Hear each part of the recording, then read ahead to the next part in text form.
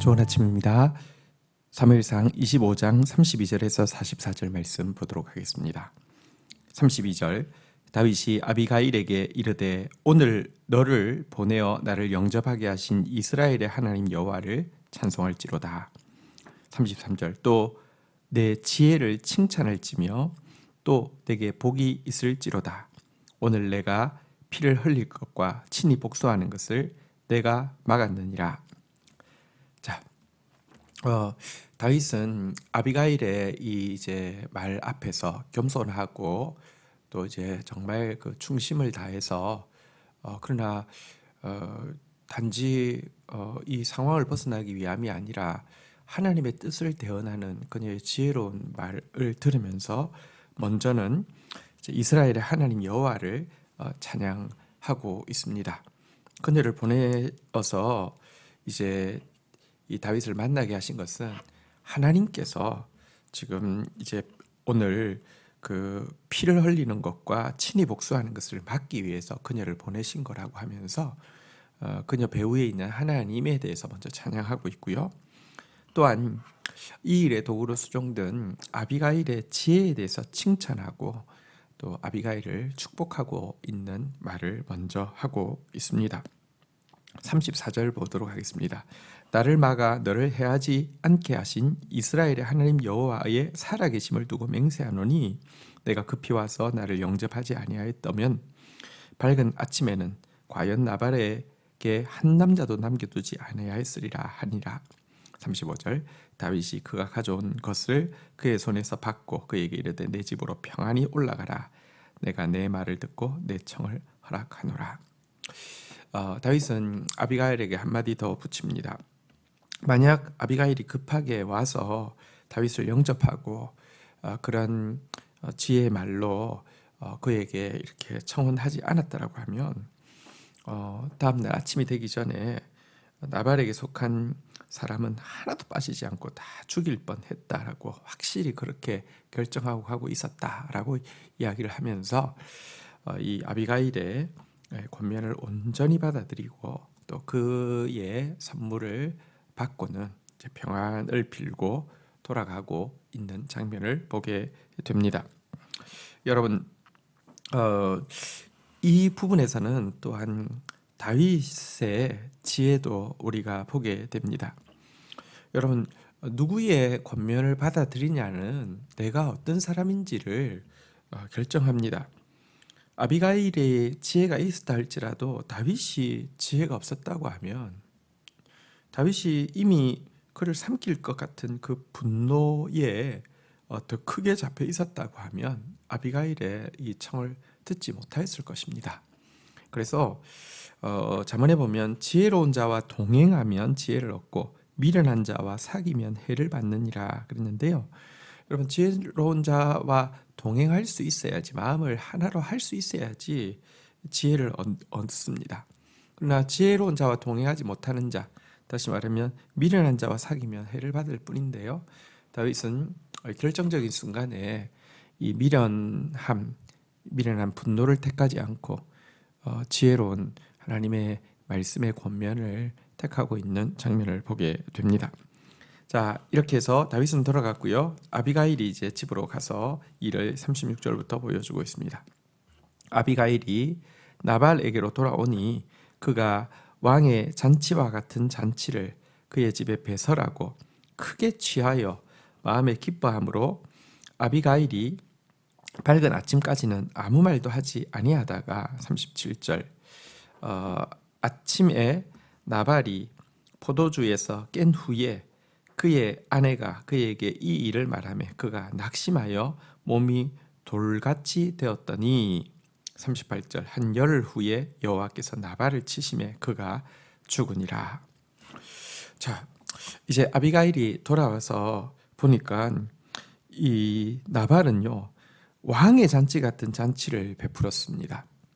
자기 목자들에게 은혜를 베푼 사람이 이 양털 깎는 이 축제 때 또 너그럽게 나누는 것이 전통인 그때에 음식을 좀 요구했을 때에는 그렇게 인색하게 굴고 또 자기의 인색함을 정당화하기 위해서 모욕까지 했던 그가 자신을 위해서는 왕과 같은 잔치를 베풀었습니다.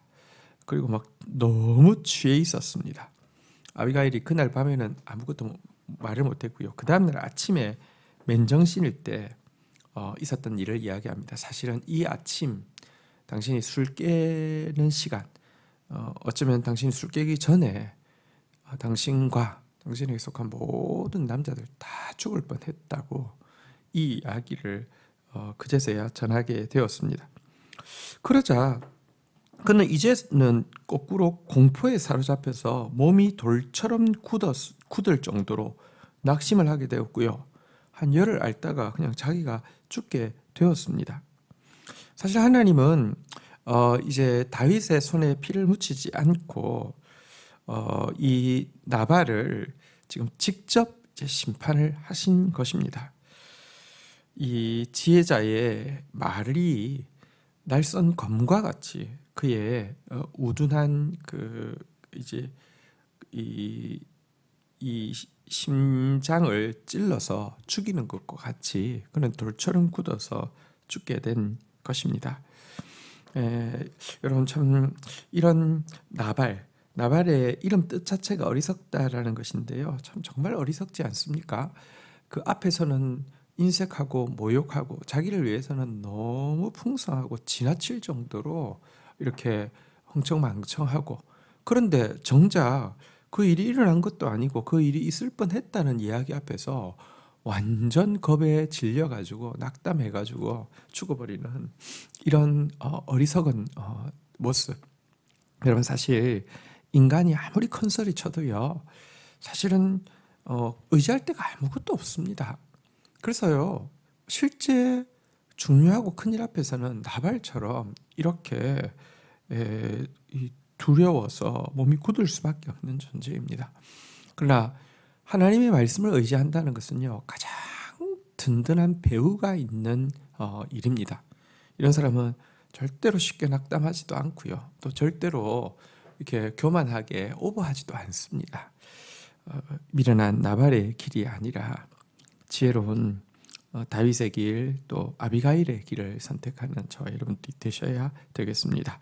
자, 이 소식을 들은 다윗은요 39절 나발이 죽었다 함을 다윗이 듣고 이르되 나발에게 당한 나의 모욕을 갚아주사 종으로 악한 일을 하지 않게 하신 여호와를 찬송할지로다. 여호와께서 나발의 악행을 그의 머리에 돌리셨도다 하니라. 다윗이 아비가일을 자기 아내로 삼으려고 사람을 보내어 그에게 말하게 하며, 자, 나발이 죽은 소식을 듣고는 다윗은 다시 한번 여호와를 찬양하고 있습니다. 하나님께서 나발에게 당한 모욕당한 자신의 그 모욕에 대해서 하나님께서 그의 머리 위에 갚아주신 것이고, 또 나로 하여금 악한 일을 하지 않도록, 그러니까 무죄한 피를 흘리지 않도록 하나님께서 보호해 주셨다고 여호와를 찬양하고 있습니다. 여러분 다윗이 아비가일의 말 앞에서 제일 먼저 여호와를 찬양했는데요, 여호와를 찬양하는 그에게는 또 찬양할 일이 계속 생기는 것을 보게 됩니다. 그리고 이제 남편이 죽은 아비가일을 아내로 삼고 싶다고 이제 그 전가를 보내게 되었는데요, 여기에 대해서 아비가일이 어떻게 결단하고 있는지 보겠습니다. 40절 다윗의 전령들이 갈멜에 가서 아비가일에게 이르러 그에게 말하여 이르되 다윗이 당신을 아내로 삼고자 하여 우리를 당신에게로 보내더이다 하니, 41절 아비가일이 일어나 몸을 굽혀 얼굴을 땅에 대고 이르되 내 주의 여종은 내 주의 전령들의 발 씻길 종이니이다 하고, 42절 아비가일이 급히 일어나서 나귀를 타고 그를 뒤따르니 처녀 다섯과 함께 다윗의 전령들을 따라가서 다윗의 아내가 되니라. 43절 다윗이 또 이스라엘 아비노함을 아내로 맞았더니 그들 두 사람이 그의 아내가 되니라. 44절 사울이 그의 딸 다윗의 아내 미갈을 갈림에 사는 라이스의 아들 발디에게 주었더라.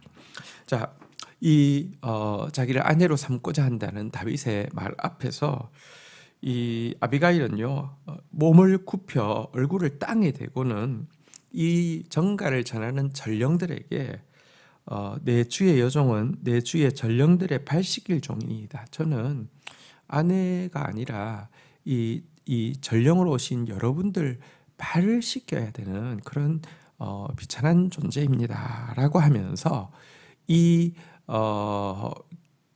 다윗의 요청을 받아들입니다. 이것은 마치 마리아가 수태고지를 받았을 때 주의 계집종이오니 주의 말씀대로 이루어지이다라고 고백했던 고백과 비슷합니다. 나는 너무 비천하기 때문에 내가 이 말씀에 대해서 왈가왈부할 수 있는 권리도 없습니다. 당신의 뜻대로 하십시오. 이런 표현과 비슷한 것이죠. 그런데 여러분, 다시 아비가일 입장에서 생각하면 이 결단은 결코 쉽지 않습니다. 이제 가만히 있어도 엄청난 재산과 안락한 삶이 보장되는데요. 근데 다윗을 따라간다고 하는 것은 다윗은 지금 도망자이지 않습니까? 생명의 보장도 없는 도망자 신세의 아내가 된다는 거, 엄청난 희생을 요구하는 일이었습니다. 그럼에도 불구하고요, 즉각 낙이 타고 바로 뒤따르는 이 모습에서 그녀가 다윗에게 했던 이 고백이 사실은 그냥 입에 발린 말이 아니라 하나님이 주신 말씀일 뿐만 아니라 그 말씀에 대해서 자기 자신이 믿고 있었음을 스스로 증명합니다. 그녀는 이 다윗에게 이렇게 이야기했었죠. 여호와께서 반드시 내 주를 위하여 든든한 집을 세우시리니 이는 내 주께서 여호와의 싸움을 싸우시며 내 주의 일생에 내 주에게서 악한 일을 찾을 수 없음이니이다. 여호와께서 내 주에 대하여 하신 말씀대로 모든 선을 내게 행하사 내 주를 이스라엘 지도자로 세우실 때 내 주의 여종을 생각하소서. 이게 그냥 입에 발린 말이 아니라 정말 하나님께서 집을 세우실 것이고 다윗의 싸움은 여호와의 싸움이고 다윗은 하나님 앞에서 악을 찾을 수 없는 존재이며 또 이제 다윗이 왕이 될 때 나를 기억해달란 말을 이 말대로 지금 이 다윗의 이제 그 초청에 응하고 있는 모습을 보게 됩니다. 참된 믿음에는 결단이 요구됩니다. 사실은 이런 말을 하는 것은 쉽지만 이 말대로 되어야 될 수 있는 기회가 왔을 때 결단하는 것은 또 굉장히 어렵습니다. 네, 아비가일이 정말 지혜롭다는 것은 지혜로운 말을 한다는 것이 아니라 지혜로운 결단을 내릴 수 있다는 점입니다. 믿음의 사람은 현재의 고난을 기뻐하면서도 비교할 수 없는 영광을 향해서 나아갈 수 있는 결단을 할 수 있는 사람입니다. 이런 저와 여러분들이 되기를 주의 이름으로 축원드립니다. 주신 말씀 붙잡고 기도하며 나가도록 하겠습니다. 하나님 아버지 감사합니다. 아비가일의 이 그 조언과 또 청원 앞에서 하나님을 찬양하고 또 아비가일의 지혜로운 조언을 또 기꺼이 받아들이는 다윗의 지혜로운 모습을 보게 됩니다. 저희들이 정말 지혜자의 조언을 받아들이는 사람 되어지지 미련한 자와 사귀고 자기 분노에 의해서 행동하는 자 되지 않도록 주여 인도하여 주시옵소서.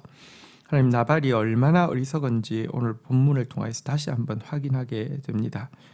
다른 사람에게 대해서는 인색하고 자기에 대해서는 너무 지나칠 정도로 흥청망청하고 다른 사람을 모욕하는데 아무 두려움이 없었지만 작은